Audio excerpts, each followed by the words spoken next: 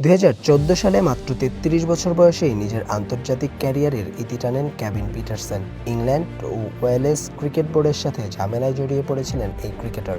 সতীর্থদের সাথেও সম্পর্কে টানাপোড়েন ছিল তার। আন্তর্জাতিক ক্যারিয়ারের সেই সমাপ্তি নিয়ে এবার বিস্ফোরক তথ্য দিলেন ইংল্যান্ডের এই সাবেক অধিনায়ক। সম্প্রতি ইউটিউবার রণবীর আলভেদিয়ার সঙ্গে তার চ্যানেলের আলাপচারিতায় পিটারসেন বলেন, আইপিএলকে প্রাধান্য দেওয়ার কারণেই মূলত ইসিবির রোষানলে পড়তে হয়েছিল তাকে। এই দ্বন্দ্বের জেরেই জাতীয় দল থেকে জায়গা হারাতে হয়েছিল তার।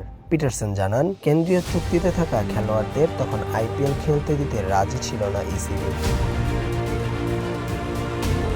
আইপিএল খেলার ব্যাপারে তার অনড় অবস্থানের ফলেই বোর্ডের সঙ্গে তার দীর্ঘমেয়াদী এক দ্বন্দ্বের সূত্র হয়েছিল, যা ইংল্যান্ড দলে তার শেষ অধ্যায় রচিত হওয়ার মূল কারণ।